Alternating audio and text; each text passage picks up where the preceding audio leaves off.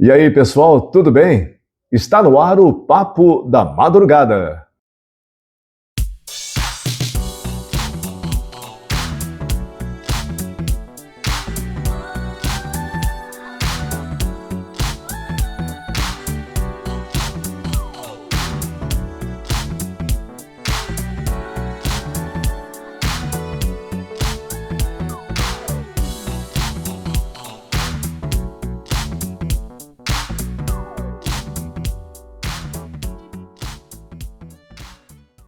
Boa noite, Marcelo Campos. Boa noite, Ronaldo, e boa noite para você que fica aqui com a gente a partir de agora para mais esse Papo da Madrugada. Pois é, e nós começamos o nosso Papo da Madrugada de hoje falando sobre a deputada Erika Hilton. Todo mundo viu o escândalo que ela fez com o apresentador Ratinho, quando ele simplesmente disse em seu programa que não achava certo uma mulher trans assumir a presidência de uma comissão criada para defender o direito das mulheres, né? E apesar de ter dito que não tinha nada contra ela, não poderia concordar jamais com isso que estava acontecendo. E ele disse, né? Não achei muito justo com tanta mulher, porque vai dar logo para uma mulher trans. A Erika Hilton, ela não é mulher, ela é trans, disse o Ratinho, né? E aí ela acusou o apresentador de transfóbico, né? Ato contínuo, o Ministério Público Federal pediu que o apresentador e o SBT sejam condenados ao pagamento de 10 milhões de reais em danos coletivos e solicitou que a emissora retirasse imediatamente a fala de Ratinho das redes sociais e também do site da emissora. O promotor responsável pelo caso ainda pediu que o apresentador seja condenado a publicar uma retratação. E pasmem, após a divulgação do comentário de Ratinho, a deputada informou que também entrou com o processo contra o apresentador e pediu a sua prisão, cara. Porra, veja que absurdo, né, Marcelo? Essa história é realmente polêmica e mostra muito bem as tensões que estamos vivendo no Brasil, né? Olha, Ronaldo, esse tipo de reação nessa proporção mostra que o Brasil vive um momento delicado, né?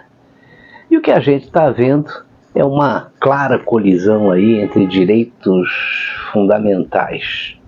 Você vê que de um lado a gente tem a proteção contra a discriminação e o discurso de ódio, e você sabe que transfobia está enquadrada aí como crime de racismo aqui no Brasil, e do outro lado a gente tem uma liberdade de expressão e o direito de ter opiniões discordantes sobre quaisquer questões públicas.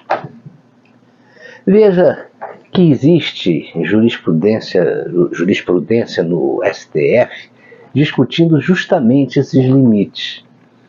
A questão que fica é onde termina a crítica legítima e onde começa a discriminação. O Ratinho questionou a legitimidade da escolha dela ou dele aí para essa comissão. Isso é uma opinião política.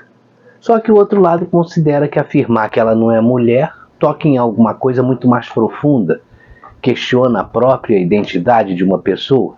Só que ela não é mulher, é um homem, ou como dizem aí, uma mulher trans. E o próprio ministro Gilmar Mendes do STF disse que não é crime chamar Erika Hilton de homem. Porque é verdade, pomba. Pois é. Agora, o que me chama a atenção, Marcelo, é isso. Olha, a gente pode discordar completamente de alguém, de suas escolhas, de suas políticas, até de suas posições, sem precisar de 10 milhões de reais em indenizações e ameaça de prisão. Isso muda o jogo, né? Isso faz as pessoas pensarem duas vezes antes de falar. E aí a gente não sabe mais onde está a nossa liberdade de expressão, né? Meu Deus do céu, você vê o absurdo, né? Ter opinião sobre um fato do qual você discorda pode dar agora prisão e multa milionária. Onde é que a gente vai parar? Você vê que pelo que a gente está vendo aí, essa Erika Hilton é uma pessoa histriônica e que quer aparecer aí de qualquer jeito. Diz que vai defender o direito das mulheres, mas em um dos seus discursos lá na comissão, quando ela foi confrontada por algumas deputadas, que também não concordaram com a sua indicação, diga-se de passagem, ela fez um discurso agressivo contra as mulheres. E essa não é a única contradição dela, né? Há pouco tempo circulou um vídeo nas redes sociais, rapaz, onde ela dizia para uma mulher negra que ela tinha que ter orgulho da sua negritude, das suas origens, do seu cabelo e um monte de outras coisas. Só que ela mesma, ou ele mesmo, alisou seus cabelos, tingiu de louro, parece até que está clareando a pele. Como é que pode? E não é à toa que depois da repercussão do que aconteceu no programa do Ratinho, mais de 100 mil pessoas assinaram aí um abaixo-assinado contra a Erika Hilton lá na Câmara dos Deputados. Eu assisti no YouTube vários depoimentos de travestis criticando a Erika Hilton. Eles diziam, né? Olha, nós somos travestis, nós não somos mulheres. E eles assumem que são homens, mas que não se sentiam bem com o corpo que tinham e por isso fizeram aí algumas mudanças. Mas em todas as entrevistas eu vi que eles deixavam claro que nunca foram e nem desejam ser mulheres. Eles são travestis. Veja que até o comentarista da Globo News, o Demetrio Magnoli, criticou a deputada e colocou aí alguns pingos nos is, né? Olha só. As imbecis, né? Ela é extremamente autoritária desse ponto de vista. E ela é uma identitária fanática. E isso é campanha eleitoral para Flávio Bolsonaro. Não é um fenômeno só brasileiro. No mundo inteiro, as políticas identitárias, ainda mais quando levadas aos seus extremos, tiram votos da esquerda, dos partidos progressistas, de centro-esquerda, etc. E oferecem votos para partidos conservadores, para partidos de todo o espectro da direita, né? Desde a direita moderada até a direita mais radical. Isso é um fenômeno que acontece na Europa, isso é um fenômeno nos Estados Unidos, isso é um fenômeno na América Latina. Resultado, partidos de centro-esquerda e de esquerda, partidos grandes, importantes, que querem ganhar eleições, abandonaram essa pauta. E é por isso que o governo não apoiará Erika Hilton durante a campanha e não se alinhará com as suas manifestações, especialmente as mais exageradas.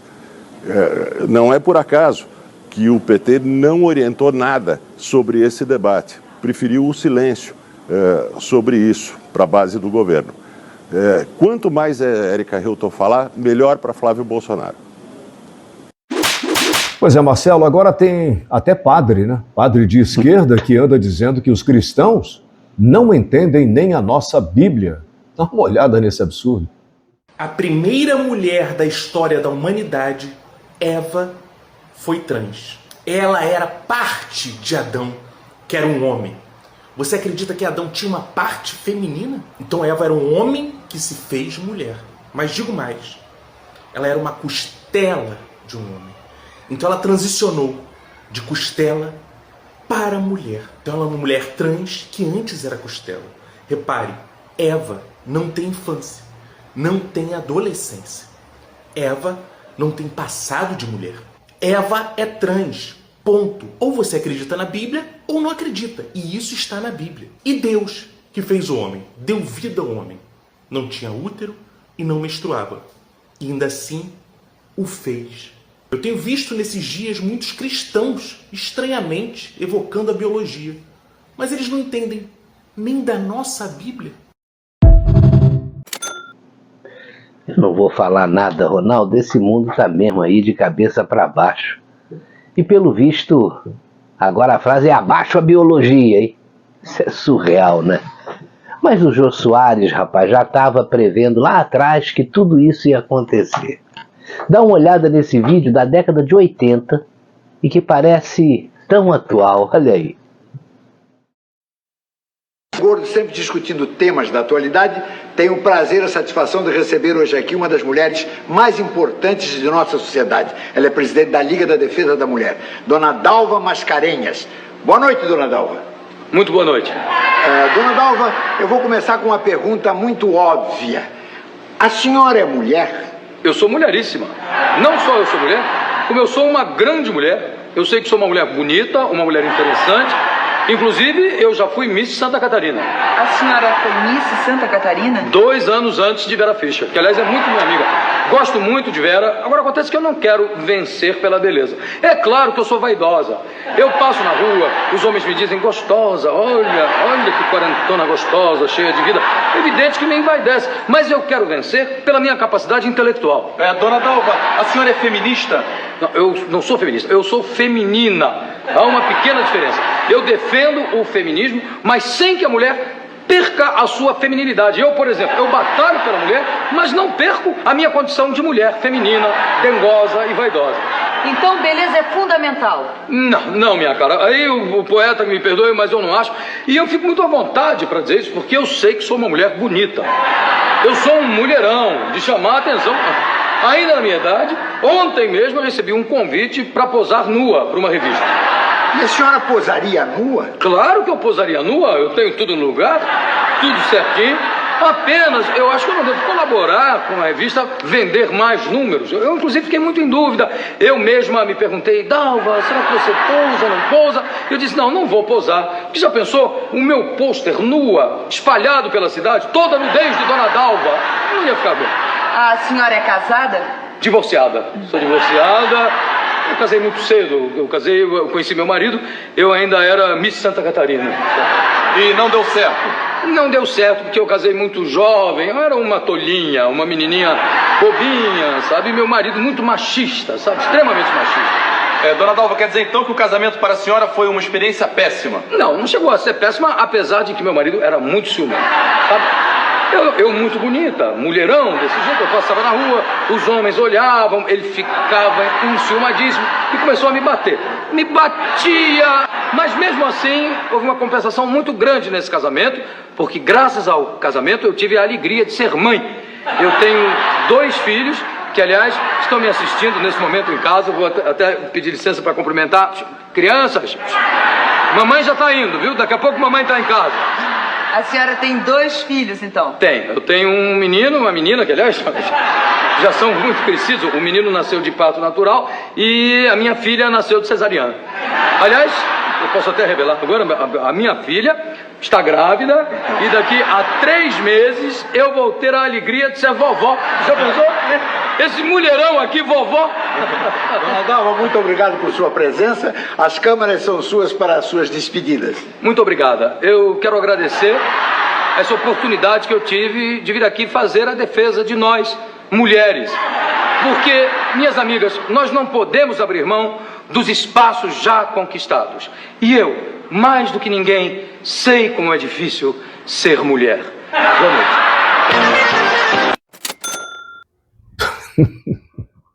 Grande Jô Soares, né? Marcelo, a gente tem um assunto que está deixando Brasília de ponta cabeça, né?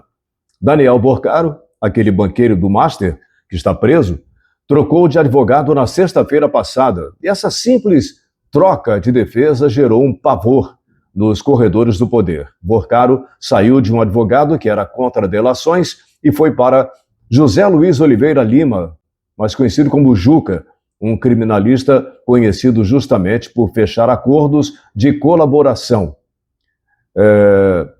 Bom, com a opinião, com a prisão, né, mantida pelo STF, a leitura é que agora ele está abrindo caminho para uma delação premiada, né? Olha, não é à toa que virou alvoroço, né? Eu não sei se você viu, mas a jornalista Malu Gaspar disse em um jornal lá na Globo News que políticos do Centrão literalmente correram para ligar para os ministros do Supremo. Ela falou o seguinte, né? O que não faltou foi gente do Centrão ligando para o STF para dizer, olha, vai ter delação. Isso revela uma coisa muito abjeta aí sobre as nossas instituições, rapaz.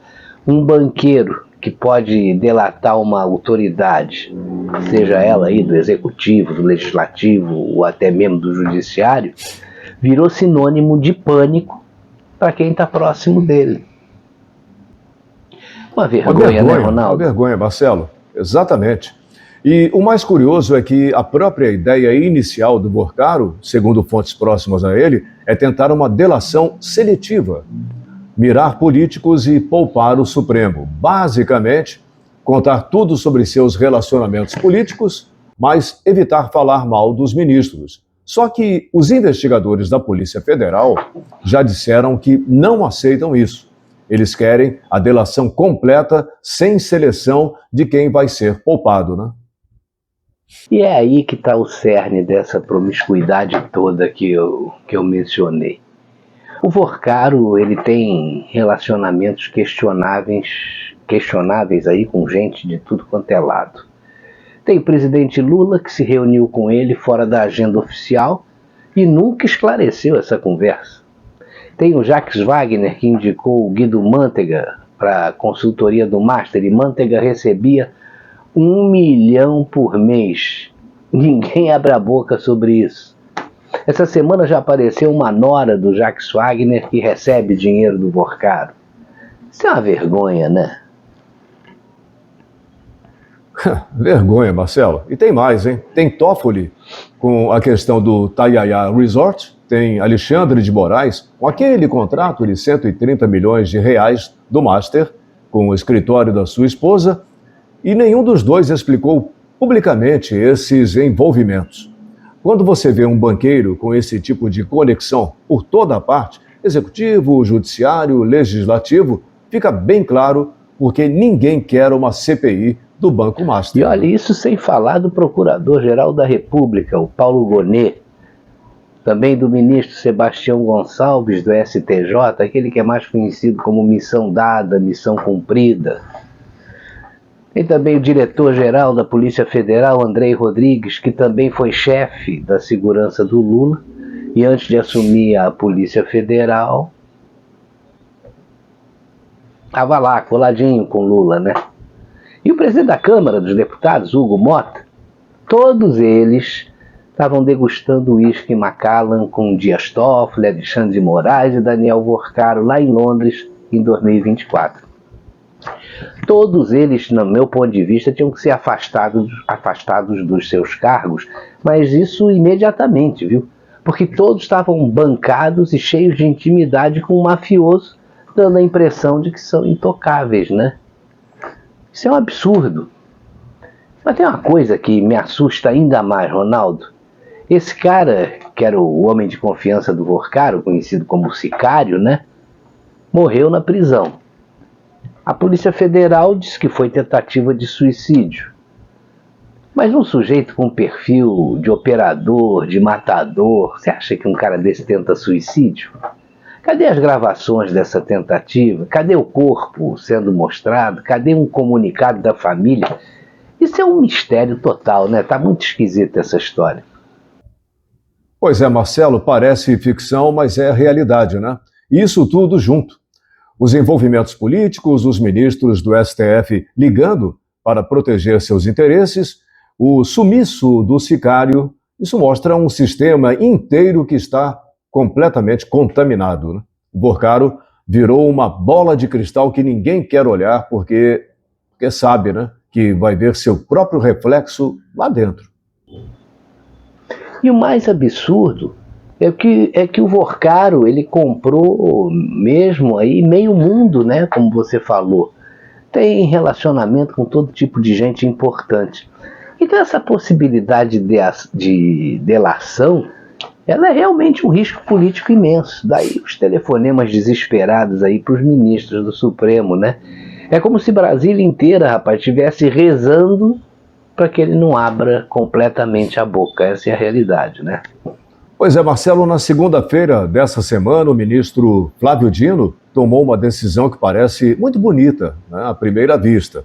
Ele determinou que a aposentadoria compulsória não pode mais ser usada como punição máxima para magistrados que cometem infrações graves. Agora, segundo Dino, a punição mais severa será a perda do cargo. Parece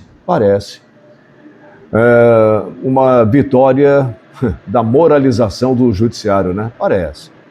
Finalmente, juízes que cometem absurdos vão sair da magistratura sem continuar recebendo salário, né? Ótimo, né, Ronaldo?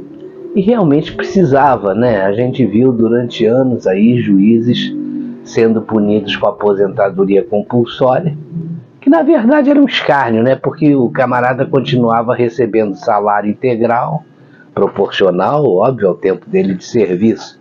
Mas é como dar um prêmio disfarçado de punição. O magistrado sai da cadeia, mas não vai para a cadeia, mas segue mamando aí nas tetas do Estado. A vergonha. Exatamente, Marcelo. Flávio Dino justificou a decisão com base na emenda constitucional 103, a reforma da Previdência de 2019, dizendo que não faz mais sentido manter essa prática inconstitucional.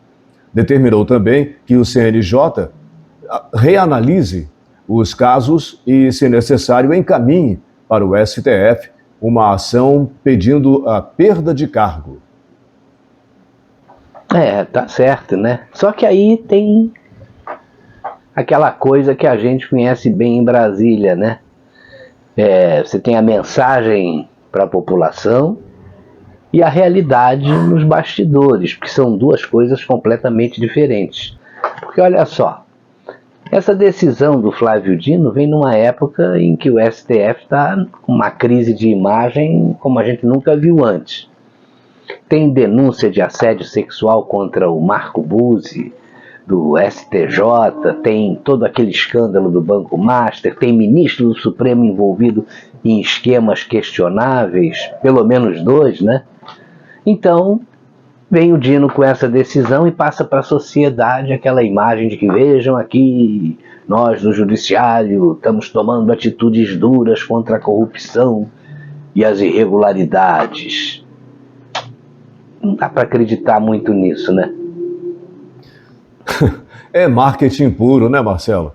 A mensagem que chega para o cidadão comum é: agora os juízes que cometerem crimes vão perder o cargo, não vão mais ficar mamando dinheiro público de forma velada. Moralização, responsabilidade, fim da impunidade. Mas é aí que está o pulo do gato que você mencionou. Essa determinação do Flávio Dino não se aplica aos ministros do próprio Supremo. Está vendo como tem sempre alguma coisa por trás?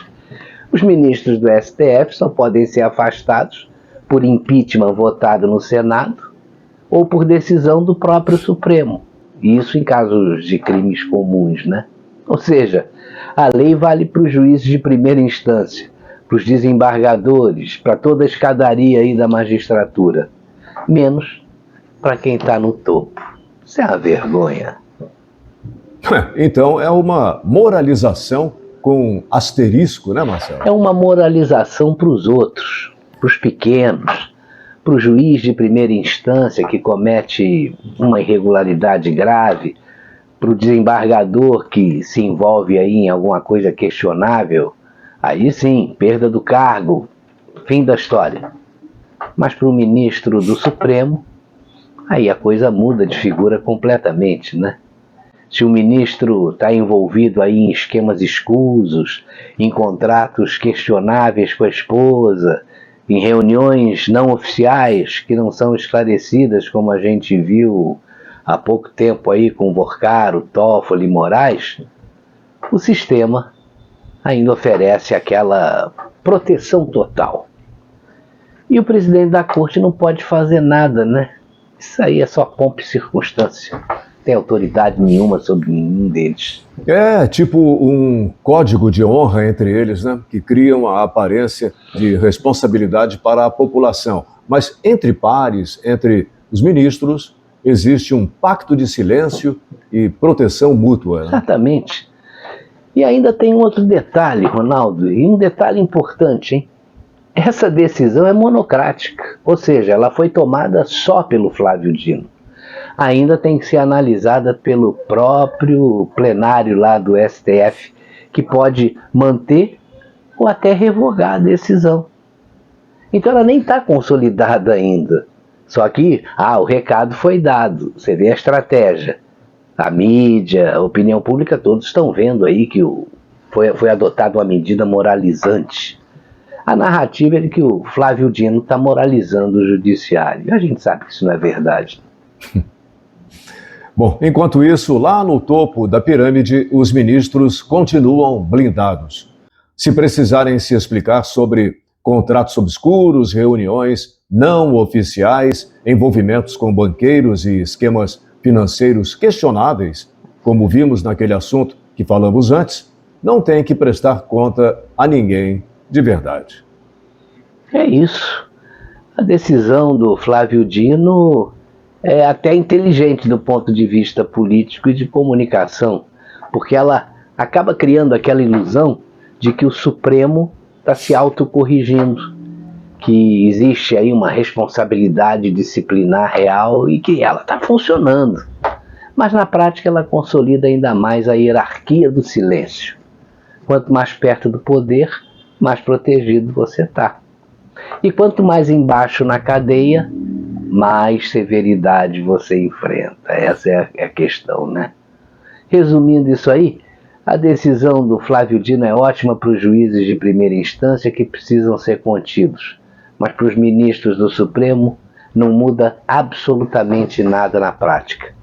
Eu só espero que com as revelações desse caso aí do Banco Master, a gente consiga ver um pouquinho mais adiante a justiça sendo feita nesse país, né?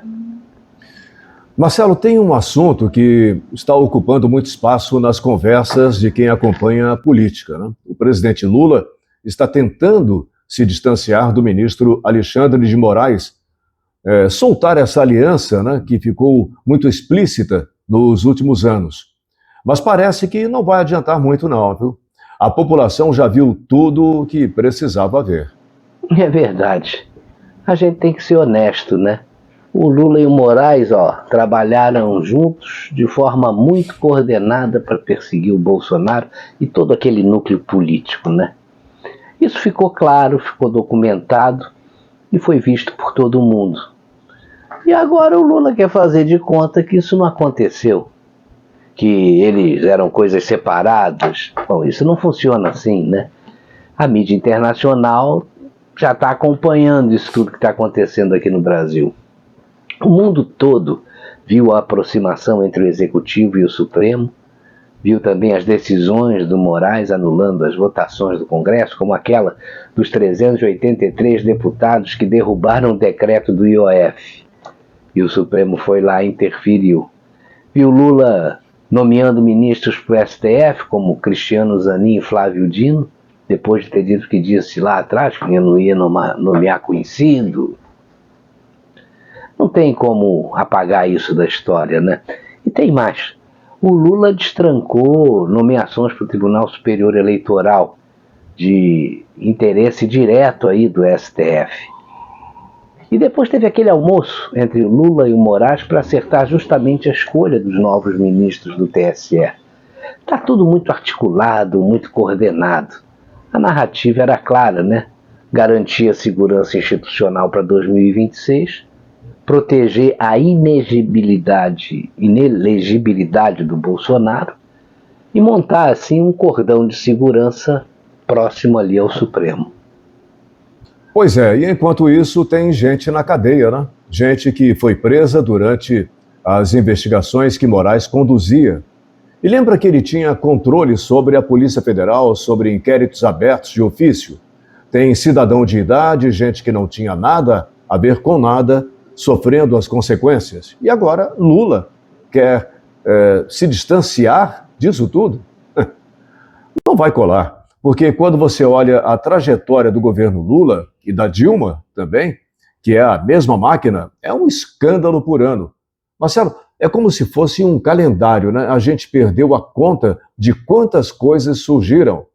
E a população está cansada, muito cansada. Essa questão do Banco Master é um exemplo perfeito. Moraes estava envolvido, contrato questionável do banco, com o escritório da sua família.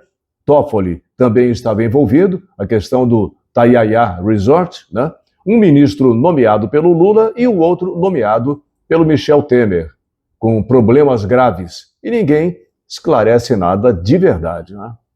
E agora o Lula pediu a saída do Toffoli do STF, né? Mas o Moraes continua lá, aparentemente blindado. Mas por quê? Porque tirar os dois ao mesmo tempo seria expor demais aí a trama toda, né?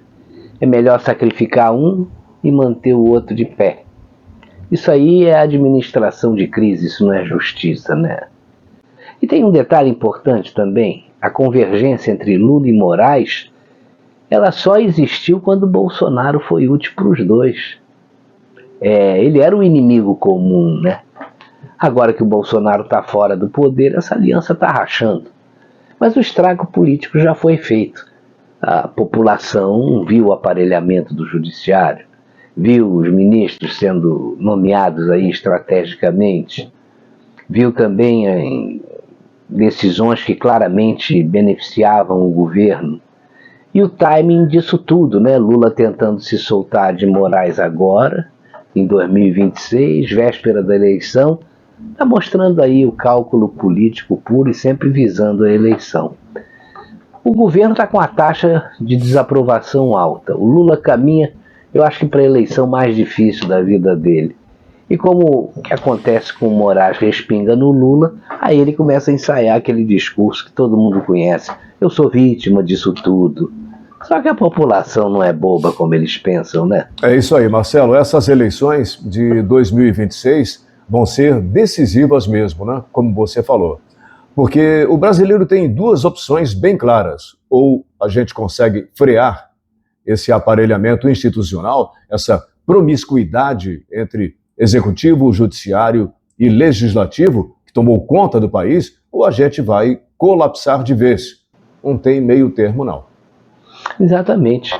Porque quando você perde a confiança nas instituições, quando você vê que a justiça serve para perseguir os inimigos políticos, quando vê que o STF pode anular a votação do Congresso, quando você vê ministro envolvido em contratos questionáveis, tudo isso junto corrói a legitimidade de tudo, né?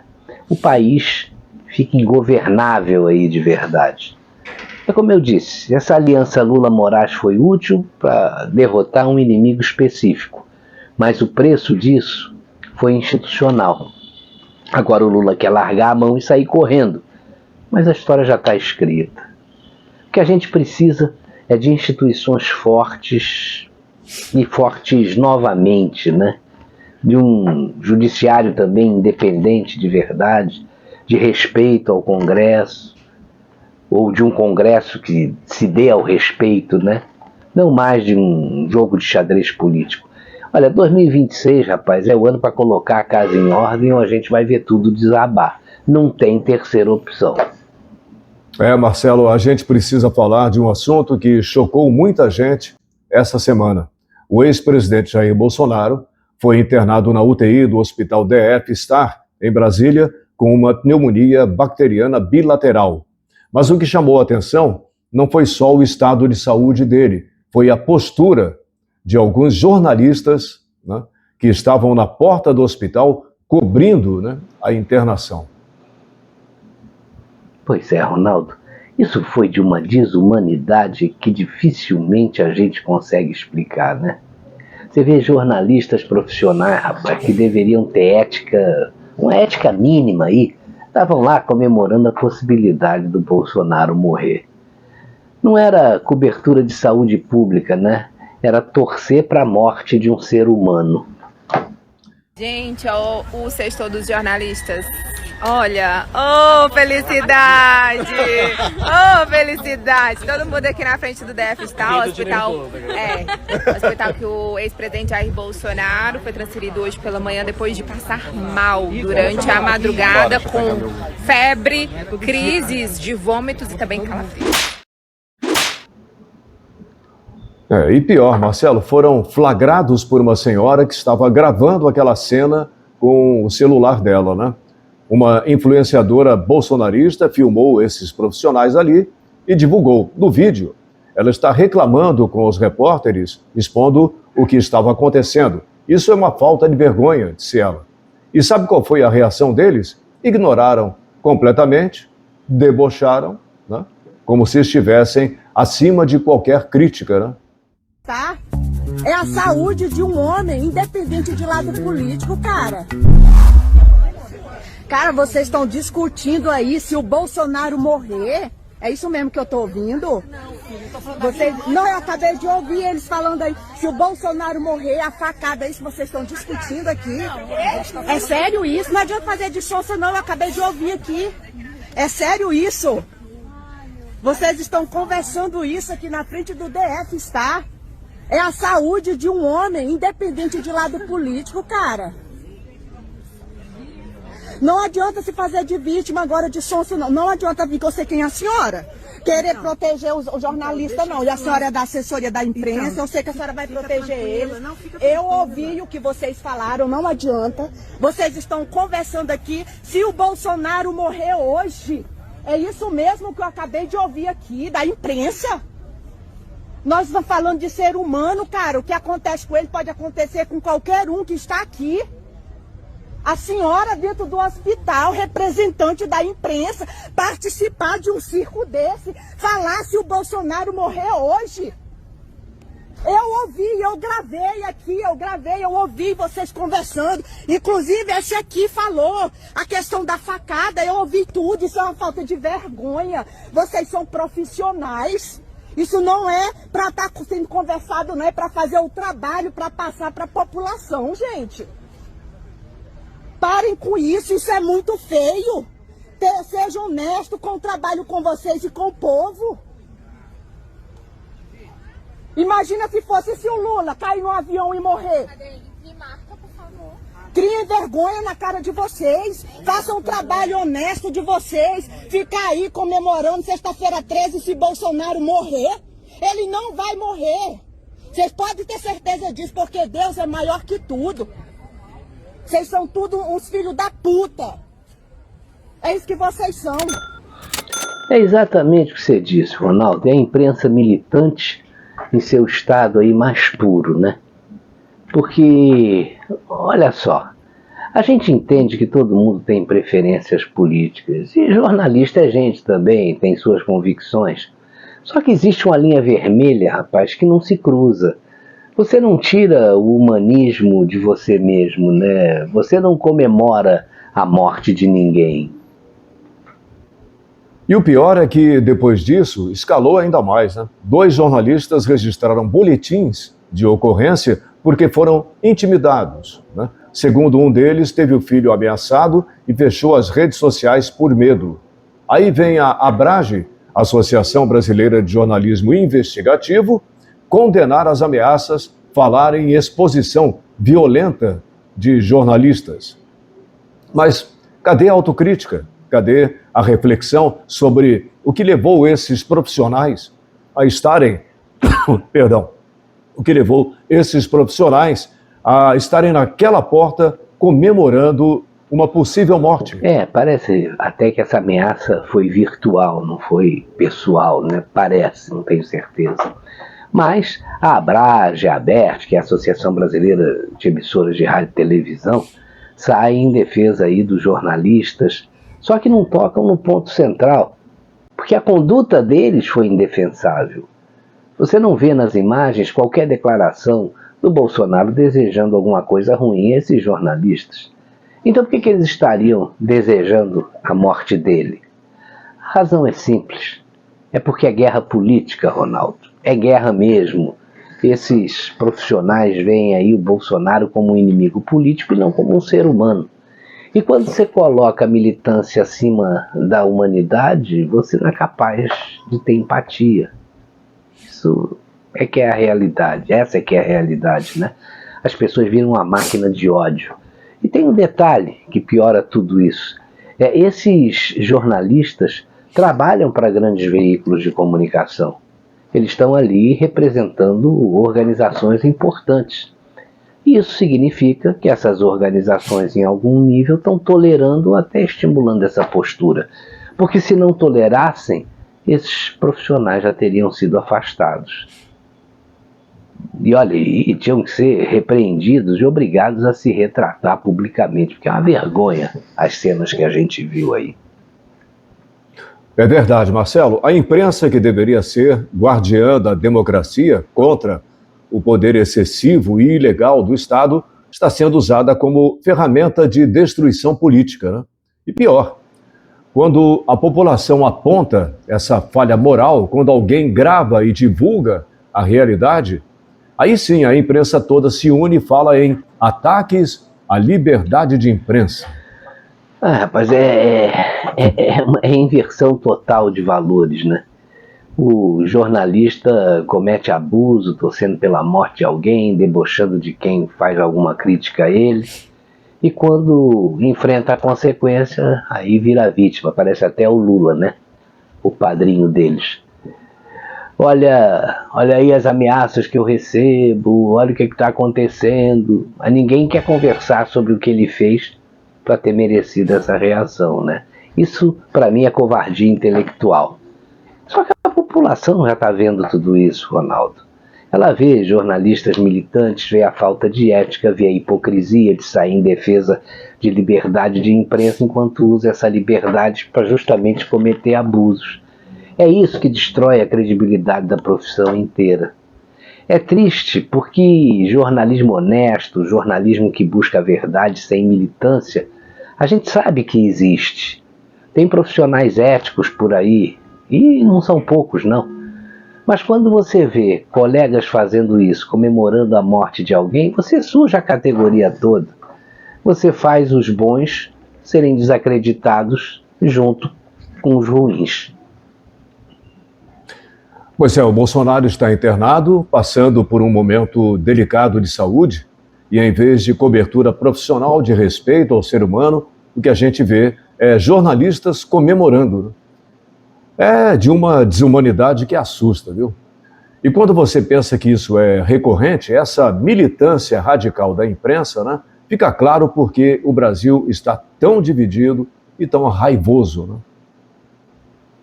É porque a imprensa deveria ser ponte, ela deveria buscar unir aí, uma união aí em torno de verdades comuns. Mas quando vira arma de guerra política, deveria servir a agendas, e aí ela só aprofunda aí as feridas, né? Aí a gente tem os jornalistas comemorando a morte de pessoas, perdendo completamente, eu diria para você, a bússola moral que deveria guiar aí a profissão. Depois eles não sabem porque que a audiência cai, ninguém mais quer saber desses caras que são verdadeiros hipócritas. Pois é, Marcelo, e o Partido dos Trabalhadores acha que o Brasil melhorou com a ausência do Bolsonaro. Dá uma olhada nesse vídeo aí. E aí, Bolsonaro? Venha ver como o Brasil melhorou na sua ausência. Boa noite. As contas do governo acumulam rombo de 83 bilhões de reais. E os Correios anunciam que vão precisar de mais 8 bilhões ano que vem. Alexandre de Moraes negou ter se reunido na casa do banqueiro Daniel Vorcaro com o então presidente do BRB, Paulo Henrique Costa, em um fim de semana no primeiro semestre do ano passado. Ricardo Lewandowski, ex-ministro do Supremo e ex-ministro da Justiça, prestou serviços de consultoria jurídica ao Banco Master. O presidente Lula teve uma reunião com o dono do Banco Master, Daniel Vorcaro, no final de 2024. O encontro, segundo fontes do SBT, não estava programado e não constou na agenda do Palácio do Planalto. E aí, Bolsonaro? Fraude financeira estimada em 12 bilhões de reais. Daniel Vorcaro, dono do Banco Master, foi preso no aeroporto de Guarulhos. Fraude do INSS que atingiu pelo menos 4 milhões de aposentados e pensionistas. Filho do presidente Lula, Fábio Luiz Lula da Silva, o Lulinha, recebeu uma mesada de Antônio Carlos Camilo Antunes, o careca do INSS.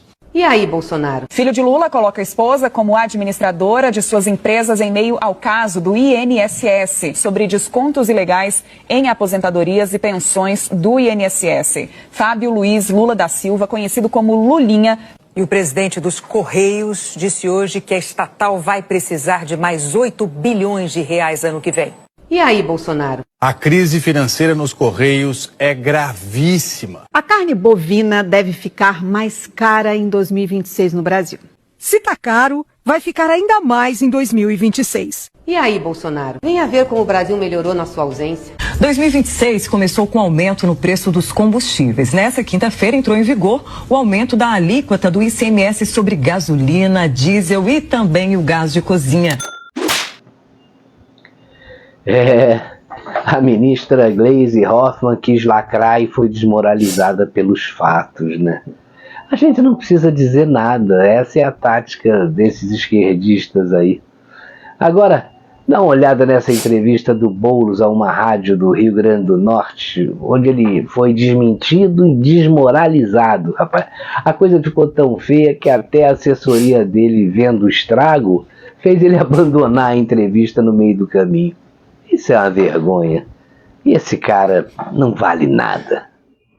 Mais sujo, corrupto do mundo. Se ninguém te investiga, você vai andar pela rua como honesto. Mas, ministro, se o presidente... envolvendo o ex-presidente Bolsonaro. Como é? Tem algum processo, alguma coisa? Joias... absolvido coisa nenhuma. Segundo, absolvido coisa nenhuma. Segundo, né? CPI da Covid, vacina da Covaxin. Terceiro, mentira, gente. Não minta assim numa rede. Não minta, não está arquivado, não minta. Não minta para o público, isso não é verdade. Terceiro, mas podemos continuar. Não parou por aí não, o esquema do INSS começou com quem? Seu Onyx Lorenzoni, ministro da Previdência do Bolsonaro. Esquema do Master estava acontecendo no governo Bolsonaro, o Campos Neto, indicado por ele, presidente do Banco Central, botou dentro da gaveta. Então não venham aqui querer dizer que Bolsonaro é limpinho, não. A família mais suja e miliciana do Brasil. Deixa eu só trazer uma informação, ministro. O senhor disse que era mentira, mas tem informação aqui na página do Supremo Tribunal Federal. 28 de 3 de 2025, o STF arquiva a investigação contra o ex-presidente Jair Messias Bolsonaro por fraude de cartão de vacina. Tem informações sobre... fraude de cartão de vacina é outra coisa, nós não falamos sobre isso. Pedido de desvio de dinheiro da vacina na Covaxin, é outra coisa. Também foi arquivado. A Procuradoria-Geral da República pediu arquivamento também por falta de prova. Hoje existe Google, hoje existe todas essas coisas, a gente pode provar na sequência. A gente está vendo isso agora aqui, viu, ministro? 13h35, muito obrigada, ministro, aqui pela sua presença. Só traga aqui a informação, tá? A Procuradoria-Geral da República pede arquivamento de inquérito sobre desvio de joias por Bolsonaro. Vou encaminhar para o senhor também, viu, ministro? Para que o senhor leia e veja aqui esse pedido de arquivamento, sim, tá? Só pra gente deixar claro aqui e não passar e não dizer que a nossa bancada tá mentindo. Aqui não existe isso. A gente faz jornalismo sério sempre, viu, ministro? Então, muito obrigada pela sua presença aqui. Bancada, a gente tinha muita coisa para conversar com o ministro, mas a assessoria do ministro, olha, nunca mais ela vem aqui, porque ela tá desesperada aqui nos bastidores. Eu agradeço. É uma vergonha mesmo, Marcelo. Eu vou te dizer uma coisa, hein? Quem vota nesses caras é burro, ignorante ou é cúmplice, né? Não tem outra. Mas vamos mudar de assunto e falar do Oscar? Vamos lá? O filme O Agente Secreto teve 4 indicações, mas não levou nenhuma, para desespero da turma da esquerda. Como começou? A ditadura ainda é uma ferida aberta na nossa vida. Eu acho que a gente deve continuar fazendo filmes sobre a ditadura. We have a system that funds culture that works really well, and it should never be destroyed the way it was when we were under Bolsonaro. Giving your acceptance speech at Trump. I did. And I thought that was a brilliant idea, that I should basically thank Bolsonaro for... Bolsonaro is our Brazilian Donald Trump. Yeah, right. But our Trump is in jail. Yeah.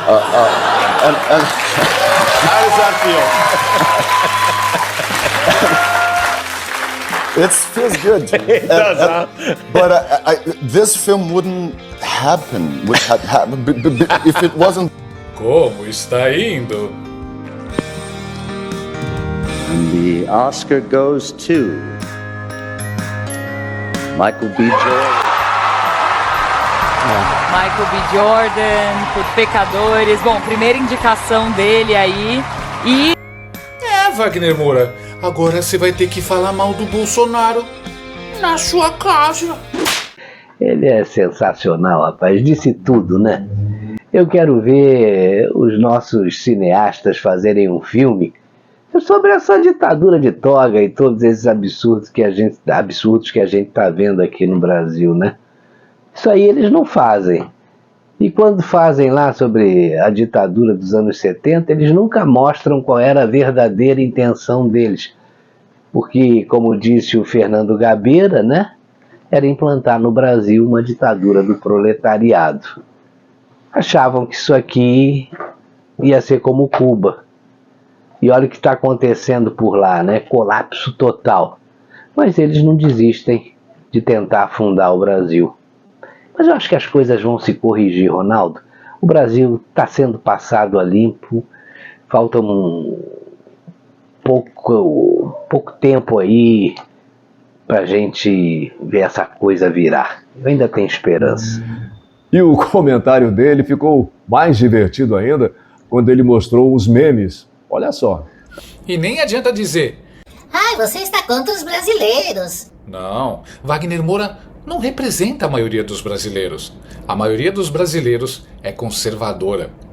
Quem representa a maioria do brasileiro é o tio do churrasco, não o ator militante que acha que reforma agrária resolve tudo. E não foi só ele que perdeu, não. O filme também perdeu. E, sinceramente, que filme ruim. Filme ruim.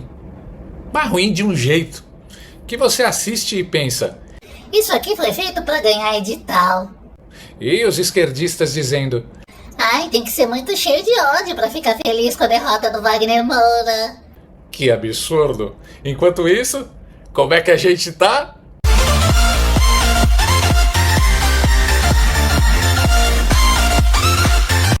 E pelo jeito, a internet concorda comigo, porque tivemos um tsunami de memes comemorando a derrota. Foi meme atrás de meme. Parecia a final de Copa do Mundo.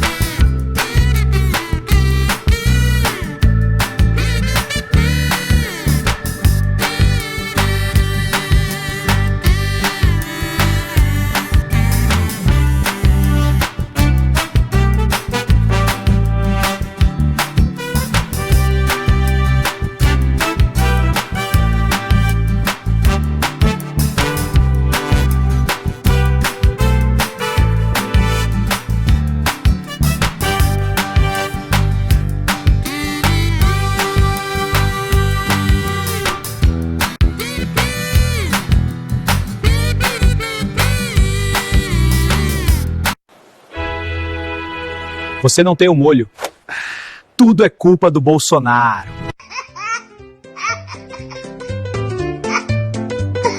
Mas o melhor momento foi ver a reação do pessoal da CNN Brasil. Ai. Melhor filme internacional, o vencedor é...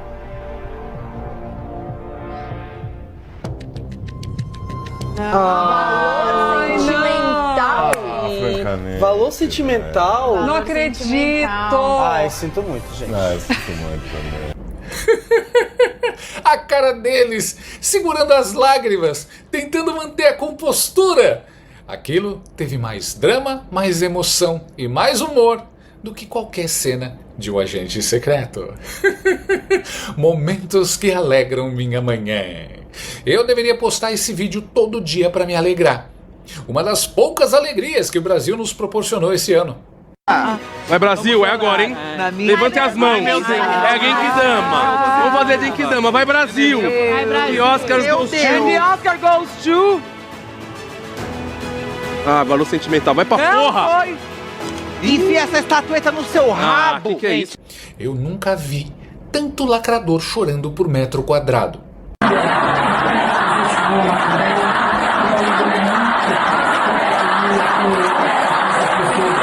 Parecia concentração de vegano na churrascaria. Também foi maravilhoso ver o vídeo da redação do site Omelete.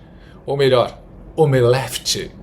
A redação inteira decorada com fotos do Wagner Moura se preparando para o Oscar. Como se ele fosse um santo. Parecia altar. Só faltava vela, incenso e uma oração coletiva pedindo intercessão de São Wagner das lacrações.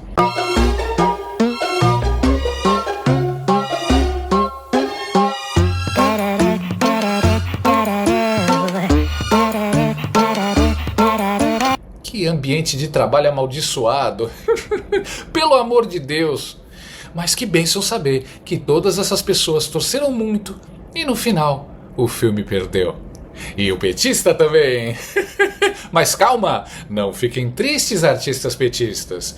Talvez o filme brasileiro sobre a ditadura dos anos 70 do ano que vem tenha mais chances no Oscar do que o filme brasileiro sobre a ditadura dos anos 70 deste ano.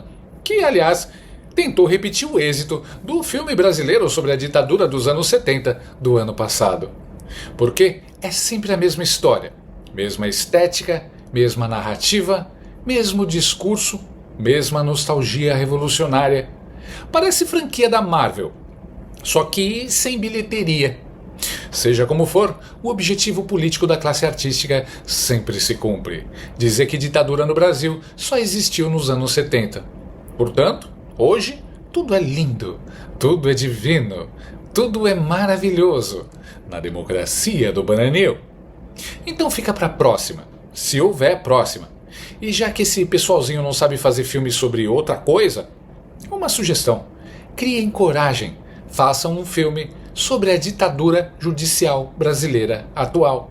Essa mesma que financia com dinheiro público um monte de artista militante.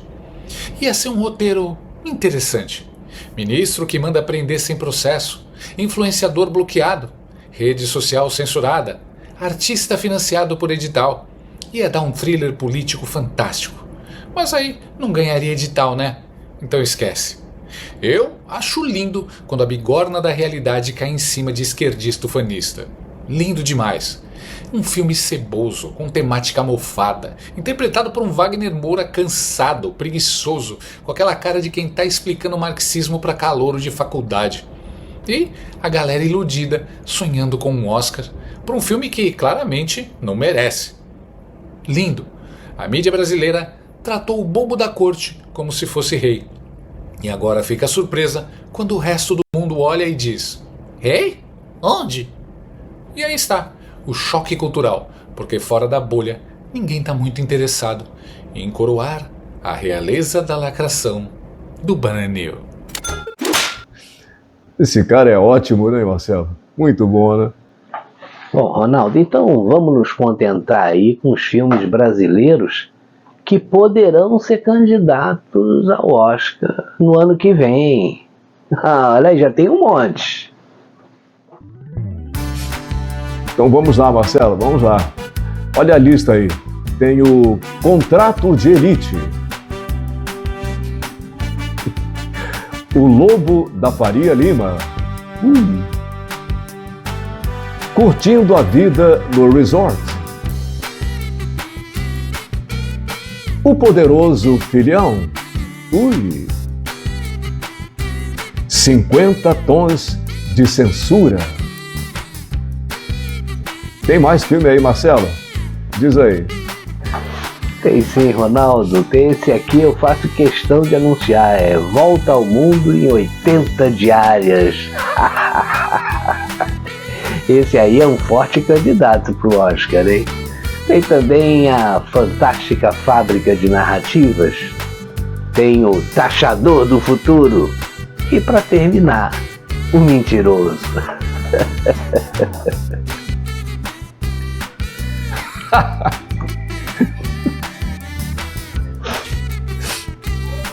É muito boa, muito boa.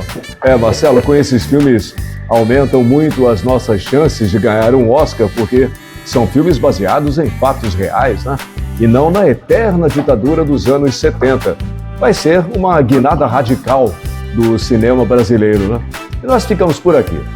Beijo para todo mundo que assiste a gente. Para você, Marcelo, um grande abraço e que Deus esteja sempre conosco. Tá? Até semana que vem. Valeu, Ronaldo, e obrigado a você que ficou aqui com a gente. Foi uma ótima companhia, viu? Nós vamos estar de volta na próxima madrugada de sexta para sábado aqui no instantenews.1. Tchau.